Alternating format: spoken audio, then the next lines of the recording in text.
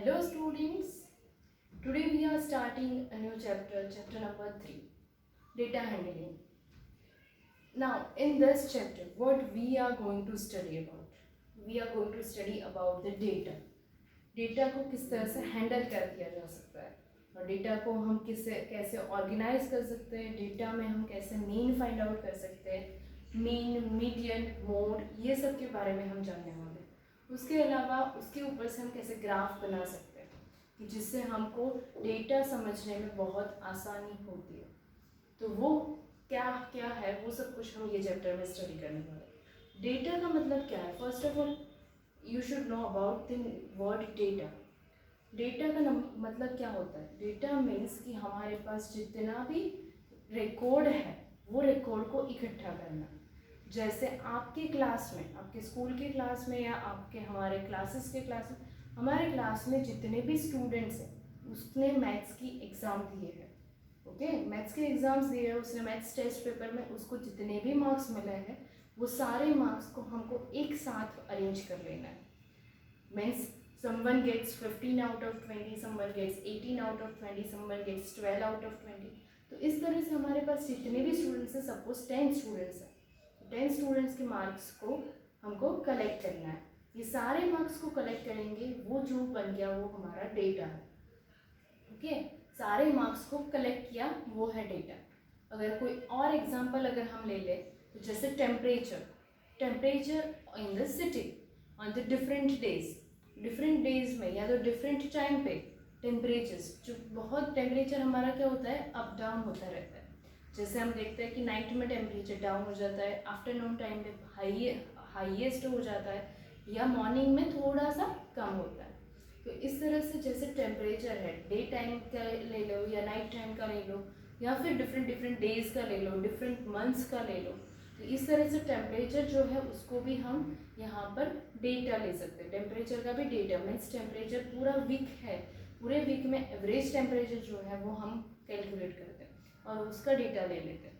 तो वो सारा है वो डेटा है, रिकॉर्डिंग्स हैं जिसके भी, वो सारे रिकॉर्डिंग्स को हमको इकट्ठा करना है, उसको हम बोलेंगे data. Now that data is known as raw data. Raw data means जो भी फॉर्म में हमको मिला है वो हमने ले लिया। इट मीन्स यहाँ पर सपोज मंडे को टेम्परेचर 38 डिग्री था, ट्यूसडे को 42 था, अब वेडनेसडे को फिर से 39 हो गया, ओके। तो ये जो भी है टेम्परेचर वो हमको जो भी फॉर्म में मिला वो हमने कलेक्ट कर लिया। तो ये जो है वो डेटा हमारा रो डेटा है। रो डेटा को फिर क्या करना पड़ता है, हमको ऑर्गेनाइज करना पड़ता है। ऑर्गेनाइज मीन्स या तो उसको असेंडिंग ऑर्डर में रखो या तो डिसेंडिंग ऑर्डर में, तब हमारा यहाँ पर सही हमको समझ में आ सकता है कि ये दिन में टेम्परेचर इतना इतना था और वो कंटिन्यूसली इतना बढ़ गया या कंटिन्यूसली इतना डिक्रीज हो गया। तो वो हम समझ सकते हैं, उसको ऑर्गेनाइज करना होता है। जैसे टेस्ट में मार्क्स होते हैं तो मार्क्स को भी ऑर्गेनाइज करना पड़ता है कि जैसे ये स्टूडेंट के मार्क्स हाईएस्ट है, उसके बाद लोएस्ट जा रहे हैं, किसी के मार्क्स लो हो रहे हैं, किसी के या तो हम लोएस्ट से स्टार्ट करते हैं, लोएस्ट से लेके हम हाई तक जाते हैं। तो ये जो भी है वो डेटा को ऑर्गेनाइज करते हैं। तो डेटा पहले तो फर्स्ट ऑफ ऑल कलेक्ट करना है, उसके बाद उसको ऑर्गेनाइज करना है। ऑर्गेनाइज हो जाएगा डेटा, उसके बाद उसमें से हमको एवरेज फाइंड आउट करना है, मीन फाइंड आउट करना है। Average it means mean of the data. तो यहाँ पर एवरेज फाइंड आउट करना है या मीन फाइंड आउट करना है, वो क्या होता है? तो एवरेज मतलब क्या है कि जैसे 10 स्टूडेंट्स हैं हमारे क्लास में, किसी को 15 है, किसी को 20 है, किसी को 18 है, किसी को 10 मार्क्स है। इस तरह से हर एक के अलग अलग मार्क्स है। लेकिन मुझे ऐसा बताना है कि मेरे क्लास में एवरेज इतना है, मतलब कि मेरे क्लास में हर एक बच्चे का मार्क्स जो है वो ये नंबर के नज़दीक में है। जैसे 10 है, 15 है, 20 है, 18 है, यस। तो इस सब का एवरेज में ले लूँ तो मतलब कि वो जो है वो नंबर एक ऐसा नंबर मिलेगा कि हर एक बच्चे का मार्क्स उसके नज़दीक में आएगा। That is called the mean. Mean मतलब कि अरिथमेटिक मीन या only mean, whatever you are saying, that is the average of the data, okay. Average कैसे फाइंड आउट कर सकते हैं कि सबको हम ऐड कर देंगे और divide by number of students, number of observations, that is mean. तो मीन के बारे में स्टडी करेंगे, मीडियन के बारे में स्टडी करेंगे और मोड। Mean, median, mode. और लास्ट टॉपिक हमारा है वो है प्रोबेबिलिटी। तो ये सब कुछ हम स्टडी करने वाले हैं. First of all I explained you about the data, how to organize the data, then how to find the arithmetic mean, and the last is range. Range means highest minus lowest. Whatever the observations we have, in that what we need to do to find out the range, that is highest minus lowest. Whatever highest observation minus lowest observation, that is the range of the data. Okay तो ये सब कुछ है हमारा यहाँ पर first exercise में cover हो रहा है. हम यहाँ पर अगेन देखते हैं कि मीन कैसे फाइंड आउट हो सकता है. तो फर्स्ट मीन लिखो या तो एरिथमेटिक मीन, ये दोनों का मतलब एक ही होता है.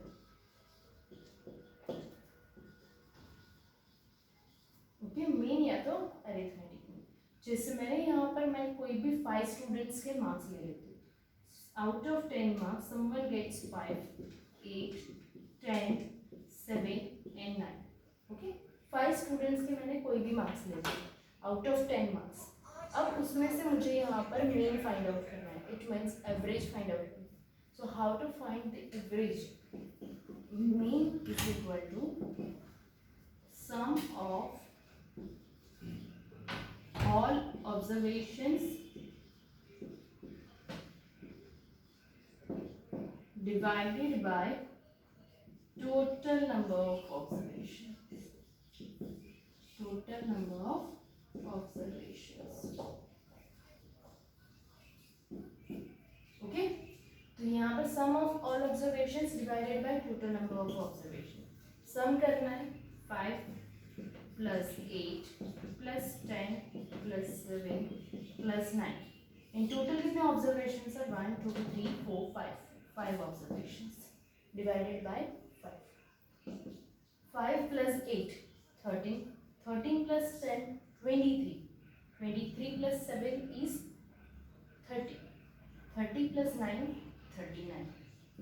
Divided by 5. 39 divided by 5. 5 sevens are 35. 4 remainder. Here the decimal will be there. 40. 5 eights are 40. So 7.8. ये जो 7.8 है वो मुझे मेन मिला है, मतलब कि एवरेज मार्क्स मिले. ये 5 स्टूडेंट्स के मार्क्स है कि वो ये नंबर के नज़दीक में, आसपास में है. 7.8 एक ऐसा मिडल नंबर है कि जो स्टूडेंट्स के मार्क्स के एकदम से नज़दीक है. तो that is called the mean of the data. तो ये है हमारा मीन या अरिथमेटिक मीन, दोनों का मीनिंग सेम होता है. Next is range. रेंज का मतलब क्या है? Highest minus lowest. Range is equal to highest minus lowest. यहाँ पर हम देखिए सेम डेटा के लिए highest number is 10 and lowest is 5. So here it will be 10 minus 5 and that is 5. So range of the data is 5. इस तरह से range और मीन दोनों फाइंड आउट कर सकते हैं. ओके, सो क्वेश्चन हमारा फर्स्ट एक्सरसाइज है, उसमें हमारा सिर्फ ये दोनों टॉपिक्स कवर हो रहा है. फर्स्ट एक्सरसाइज अब हम स्टार्ट करते हैं 3.1.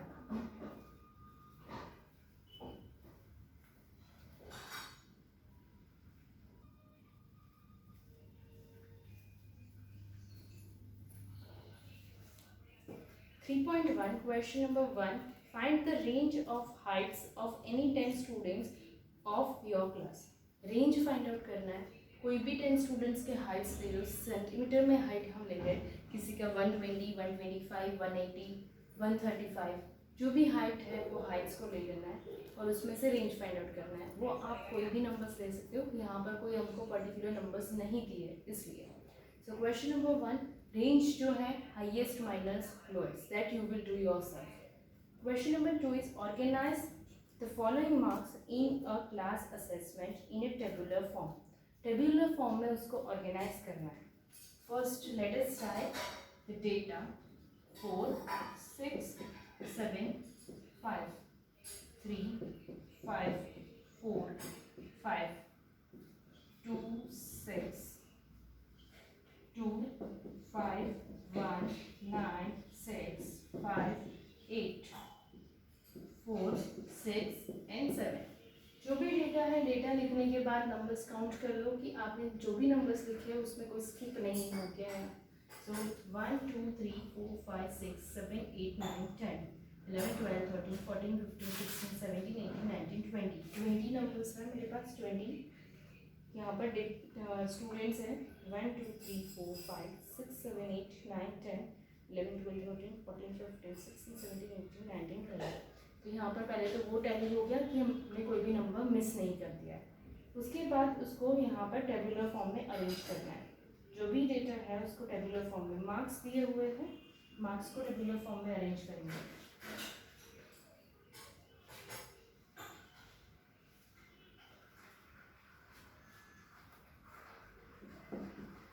Marks, table marks and frequency.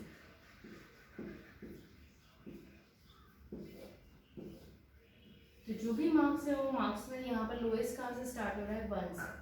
1 2 3 4 5 6 7 8 9, highest जो वहाँ पे है वहाँ तक जाएंगे। टेली मार्क्स है, टेली मार्क्स कैसे करना है, एक ही नंबर देखिए, 4 है, 4 के सामने यहाँ पर कट किया और 4 के सामने टेली मार्क किया। 6 6 7 7 5 5 3 3 5 again, so second number 4 again, second time 5, third time 2 6 2 5 1 9 6 5। अब 5 जो है वो फिफ्थ टाइम है। फिफ्थ टाइम जब भी आता है तब हम इस तरह से करते हैं उसको क्रॉस। 8 4 6 7। ओके, इस तरह से उसको टेबुलर फॉर्म में फर्स्ट ऑफ ऑल अरेंज करना है। जो भी मार्क्स है उसके सामने टेली मार्क्स बना दिए। अब फ्रीक्वेंसी लिखना है। 1 है, 1 कितने टाइम है, 1 2 2 टाइम्स है, 3 1 टाइम है, 1 4 3 times, 5 5 times, 6 4 times, 7 2 times, 8 1 time and 9 1 time. Okay, तो यहाँ पर हमको मिल गया। इसका टोटल कर लेंगे। Total 2 + 1 3 4 5 6 7 7 + 5 is 12 12 + 4 16 16 + 2 18 19 and 20। ये जो टोटल आ रहा है वो टोटल आपके डेटा के टोटल से मैच होना चाहिए। इसका मतलब है हमारे कोई भी नंबर मिस नहीं कर दिया है यहाँ पर जब भी हम उसको टेबुलर फॉर्म में अरेंज करें। ओके, तो टेली मार्क्स लिख के टेबुलर फॉर्म में अरेंज कर दिया पूरे डेटा को। Now let us right the answers of the question. Which number is the highest, highest number इसमें से क्या है, हाईएस्ट कौन सा है यहाँ पर, number 9। Which number is highest, number 9।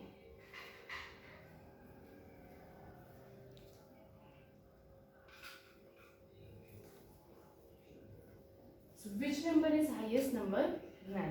Then which number is the lowest, lowest number ये सब में हमारा कौन सा है, 1। The lowest number is 1. Then C. What is the range of the data? Range means highest minus lowest.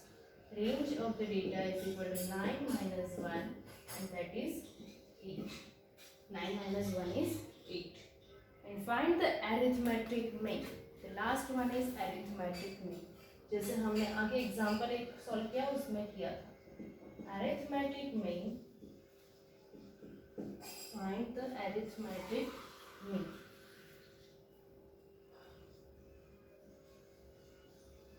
Is equal to sum of all observations divided by total number of observations. यहाँ पर मेरे पास space नहीं है इसलिए मैं सारे की यहाँ पर प्लस करके नहीं दिखा रही हूँ, मैं डायरेक्ट प्लस लिखूँगी। ओके, नंबर जो भी आएगा वो डायरेक्ट लिखूँगी। आपको यहाँ पर सारे दिखाने। 4 + 6 10 10 + 7 17 + 5 22 + 3 25 + 5 30 30 + 4 is 34 plus 5 39, 39 plus 2 41, 41 plus 6 47, 47 plus 2 is 49, plus 5 54, plus 1 55, 55 plus 9 is 64, plus 6 17, plus 5 75, plus 8 80, 75 plus 8 is 83, plus 4 is 87, plus 6 93, and 93 plus 7 is 100. Okay, so the sum of observations is 100. And how many total number of observations? That is 20. 0 0 cut, 2 1s are 2, 2 5s are 10. So यहाँ पर arithmetic mean जो है वो हमारा क्या हो गया 5. Clear? तो इस तरह से हमको यहाँ पर सॉल्व करना है. Okay, understood?